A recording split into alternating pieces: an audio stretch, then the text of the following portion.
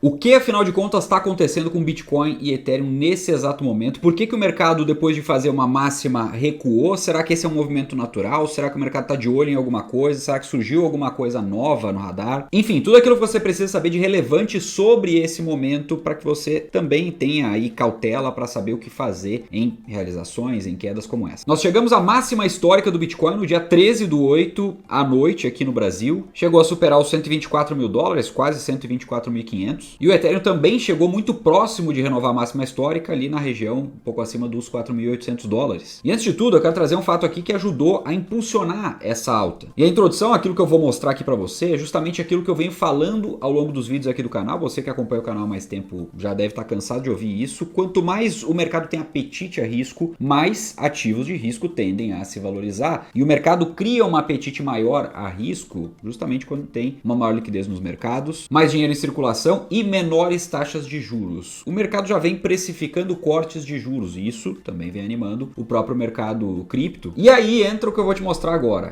Scott Bessent sugere que Fed deveria estar aberto a um corte de 0,5 ponto na taxa de juros. Só para contextualizar aqui, caso você não saiba, o corte para setembro previsto para o mercado projetado é de 0,25 ponto percentual. Ele está projetando aqui o dobro, né? Está sugerindo o dobro, 0,5. Por que esse cara é relevante? Ele é simplesmente o secretário do Tesouro dos Estados Unidos. E ele também menciona aqui que os juros já deveriam ter sido cortados em junho ou julho. E abaixo aqui nós temos uma fala bem interessante dele, que fala que as taxas poderiam ser de 1,5 ponto percentual a 1,75 ponto percentual menores do que as taxas atuais. As taxas atuais estão entre 4,25 e 4,5. Lá é uma banda diferente aqui do Brasil, que é uma taxa fixa, um número só. E uma das coisas mencionadas aqui é justamente a taxa de preço do consumidor, que subiu 0,2, ou seja, a inflação lá nos Estados Unidos, quando projetado, era uma alta de 0,3%. E isso foi uma das coisas que ajudou bastante o mercado a se inclinar para uma queda, um corte de juros de 0,25 ponto percentual. Aqui ele está sugerindo 0,5, que é o dobro. Então, isso é bem relevante. Na hipótese dos Estados Unidos cortar ali 1,5 ponto percentual, nós estamos falando aqui de um corte significativo em taxa de juros. E isso eleva a expectativa do mercado para uma entrada ainda maior de capital para ativos de risco, como é o caso de cripto e é o caso lá na ponta, os ativos mais arriscados de todos, as altcoins. E é justamente esse tipo de comportamento que a gente tem visto no smart money, o dinheiro inteligente, o dinheiro dos grandes investidores, dos investidores que investem lá via ETFs, por exemplo. Entradas excelentes no Bitcoin e recorde em Ethereum, ou seja, mostrando um claro apetite a risco maior, né? Porque o Ethereum é naturalmente mais arriscado que o Bitcoin. Ele é a segunda camada da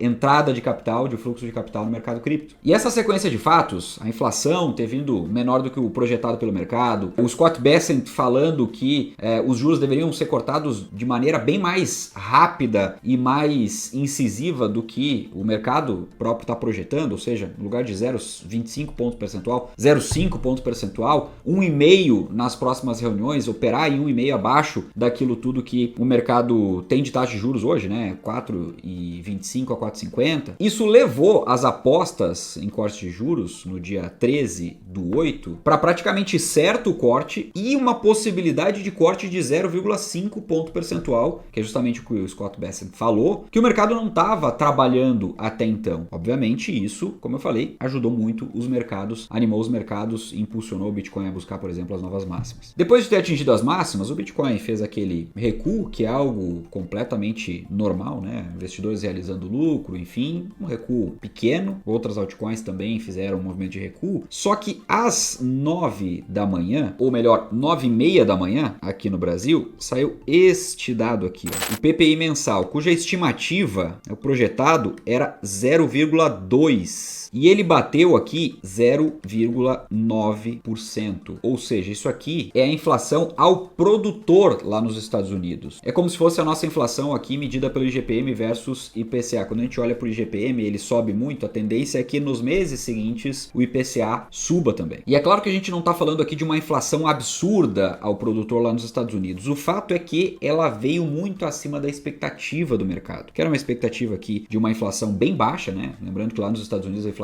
é significativamente inferior à inflação aqui do Brasil, mas isso aqui azedou um pouco, porque se a inflação sobe, e se a gente tem a inflação ao produtor já subindo, e eventualmente a gente vai ter aqui uma inflação ao consumidor consumidor subindo também, o mercado altera as projeções e também as apostas para cortes de juros. Isso começa a pressionar novamente em relação aos cortes de juros. Eu diria que não exatamente para não ter corte de juros, mas principalmente tirando aquela possibilidade do 0,5 ponto percentual de corte de juros depois lá da fala do Bessent e daquilo que era a semana até aqui. Então, em resumo, isso aqui é só para dar um contexto para você entender as expectativas do mercado e como isso se reflete nos preços das altcoins, do Bitcoin e todos os outros ativos de risco. Se você for olhar lá para a Bolsa Americana, você vai ver um reflexo também disso. E para quem tem dúvida em relação a essa questão da inflação que eu comentei, David, por que a inflação ao produtor ela tende a virar uma inflação, ou pressionar a inflação futura para o consumidor? Simples, porque o produtor é o primeiro da cadeia, né?